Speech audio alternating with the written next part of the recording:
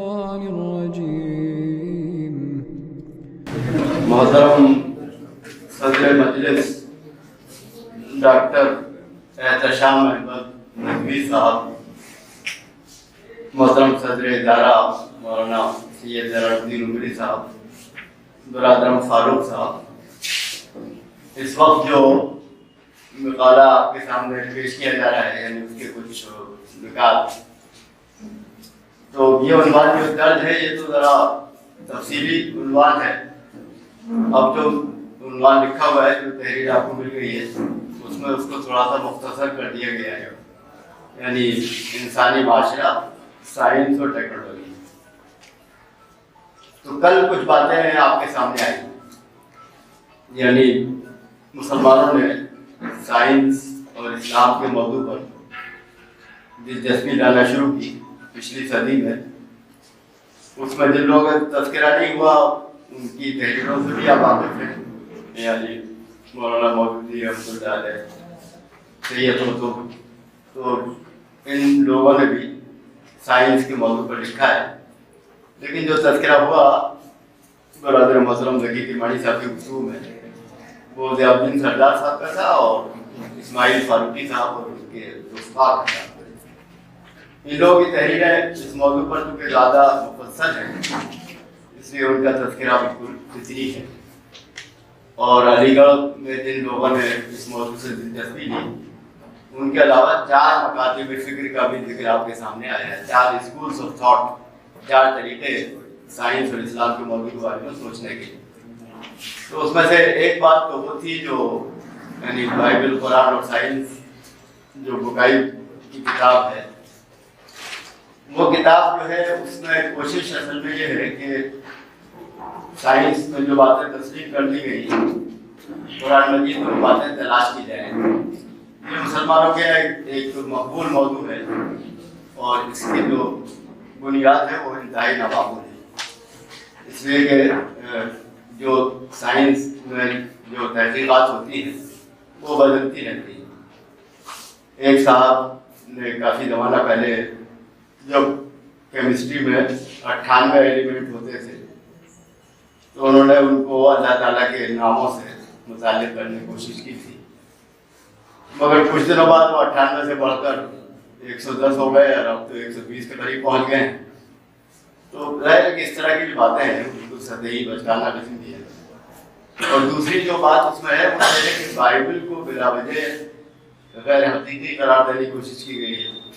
یعنی بائبل تحریف شدہ ہے، اس میں کوئی شبہ نہیں ہے، لیکن جن بیانات کی ایک سے زیادہ تعبیریں ہو سکتی ہیں اس میں بھی ذرا جانبداری سے کام لیا گیا ہے. تو بہرحال یہ تو پہلا مکتب فکر ہے جس میں کوئی تک نہیں. دوسرا جو ہے جس کا ذکر کیا گیا تھا، یعنی آپ تصورات جو پیش کیے جائیں اس کو محقق کسی الہام کی بنیاد پر جانچنے کی کوشش کریں. تو الہام کے بارے میں جو بات ہم ان معاملات میں جانتے ہیں جن کا تعلق ہمارے کاموں سے ہے، یعنی کسی شخص کو یہ خیال ہو کہ مجھے اللہ تعالیٰ کی طرف سے کوئی بات میرے دل میں ڈالی گئی ہے تو کیا وہ اس پر عمل کرے؟ تو اس کا جواب یہ ہے، آپ سب جانتے ہیں کہ کتاب و سنت پر پرکھ کر ہی عمل کر سکتا ہے. یعنی ایسا یہ بات کہ محض اس کا یہ خیال ہے کہ اللہ کی طرف سے یہ بات ہے، اس خیال کا صحیح ہونا کوئی ضروری نہیں ہے. تو جب یہ اتنی واضح بات ہے جو ہم سب جانتے ہیں تو تصورات میں جو ہمارے حقیقت کے تصور کی تشکیل کریں اس میں جس بات کو کسی نے الہام سمجھا ہے اسے قطعی کیسے قرار دیا جا سکتا ہے؟ تو الہام مددگار ہے، اس میں تو کوئی شبہ نہیں ہے، لیکن الہام قطعی ہے یہ بات نہیں مانی جا سکتی.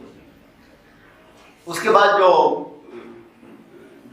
کچھ ذکر کیا گیا جو بہت ہی اہم بات ہے کہ ہمارے بعض دوستوں نے ایک سیمینار کیا تھا سن 80 کے قریب، تو سائنس کی تشکیل جدید. تو گرچہ پس منظر یہ تھا کہ اسلام کی رہنمائی میں، لیکن عمومی پس منظر یہ تھا کہ سائنس کو اخلاقی قدروں کا پابند بنایا جائے. تو اس سیمینار میں مسلمانوں کے علاوہ غیر مسلم احباب بھی شریک تھے اور 10 اصطلاحات کی نشاندہی کی گئی. تو ان میں سے 4 وہ ہیں جو تصورات ہیں، یعنی توحید، عبادت، خلافت اور علم. کائنات کی تشریح آپ کریں تو ان 4 اصطلاحات کو بنیادی قرار دیں. اور پھر 6 باتیں ایسی تھیں جن کا تعلق گویا سائنس کی متعلق عملی رویے سے ہے. تو اس میں 6 میں 2 جوڑے، یعنی عدل بمقابلہ ظلم، سائنس ایسی ہو جسے عدل قائم ہو، ظلم نہ ہو. نافع بمقابلہ مضر، وہ تقسیم ہم جانتے ہیں اچھی طرح، علم نافع بنے. اور اسی طرح حلال بمقابلہ حرام. تو یہ اچھی کوشش ہے. تو جو بات کہی گئی وہ یہ کہی گئی کہ سائنس مسائل کے حل کا نام ہے جس تعریف سے اتفاق کرنا بہت مشکل ہے، اس لیے کہ مسائل کے حل کا نام تو ٹیکنالوجی ہے، سائنس نہیں.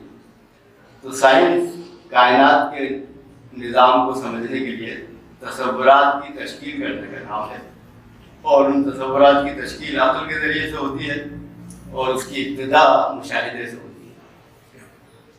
تو مشاہدہ قابل اعتماد ہے، قرآن مجید کے اشارات سے یہ بات ہمیں معلوم ہوتی ہے. اور ان مشاہدات کو جب ہم ترتیب دیتے ہیں اور تصورات قائم کرتے ہیں تو تصورات کی حیثیت ضمنی ہے، یعنی وہ قطعی نہیں ہے، بدل سکتے ہیں. اور مشاہدہ جب تک اس میں غلطی نہ ہو تب تک وہ قابل اعتماد قرار پائے گا. تو یہ 2 بنیادی عناصر سائنس میں ہمیں ملیں گے. مشاہدے سے ابتدا ہوگی، پھر تصورات کی تشکیل کی جائے گی. تصورات میں صحیح، غلط، بہتر اور بہتر سے کم، ان سب کی گنجائش ہے، یعنی ارتقا ہوگا اس کے اندر. لیکن جب آپ مسائل کی بات کرتے ہیں تو اس کا تعلق ٹیکنالوجی سے ہے، یعنی سائنس کے استعمال سے.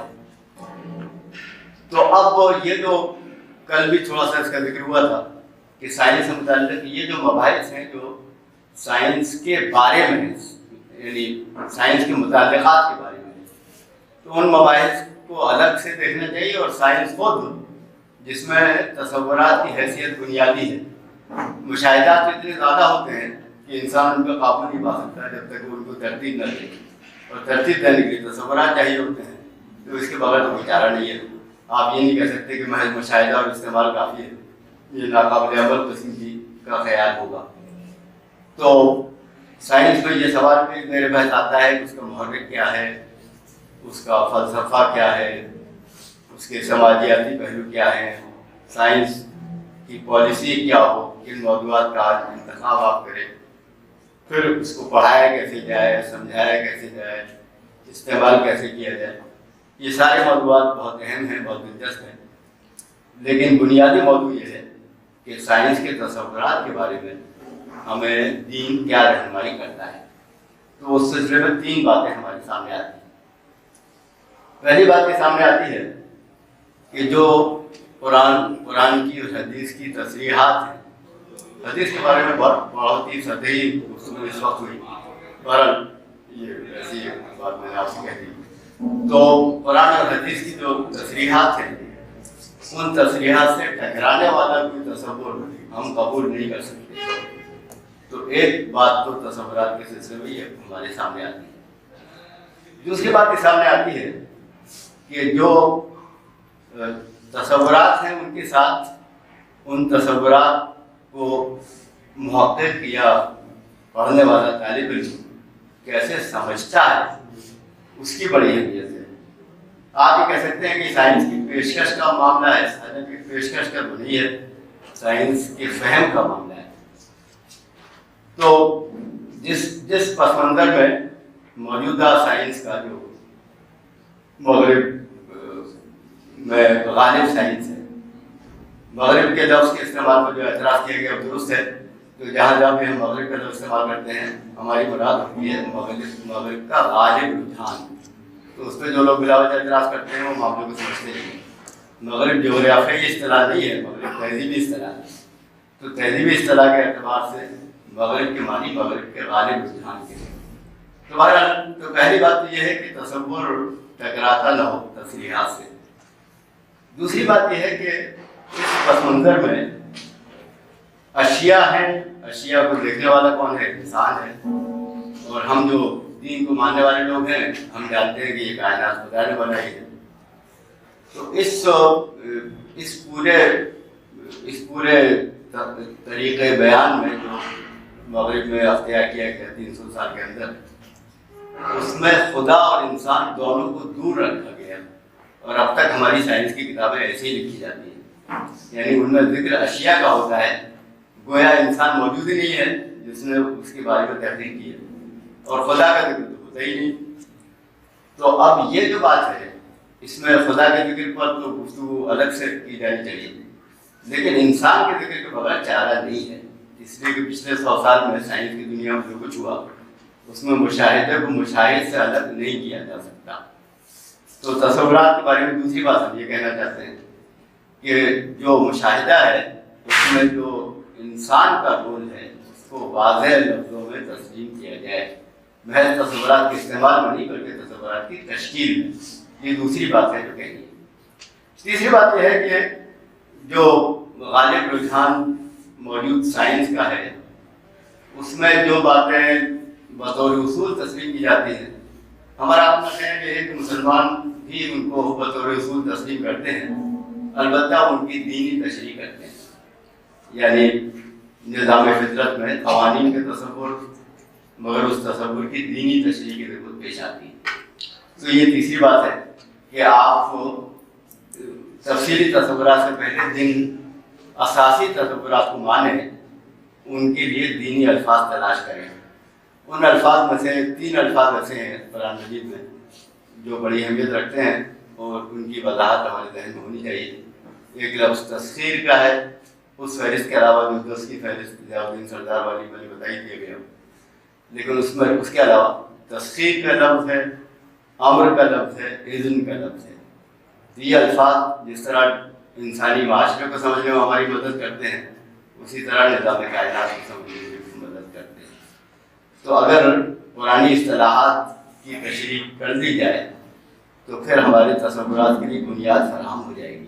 تو یہ 3 اصول ہیں، گویا ٹکراؤ نہ ہو تصریح سے. آخری بات یہ کہ وہ دینی تعبیر اس کی ہو، اور اسی کے ساتھ ساتھ ہم یہ بھی چاہتے ہیں کہ یہ تصورات انسان کو اس پورے نظام دین سے ہم آہنگ کریں جو کہ علم کی بنیاد ہوتا ہے، کیونکہ علم کا ایک حصہ سائنس ہے. وآخر دعوانا الحمدللہ.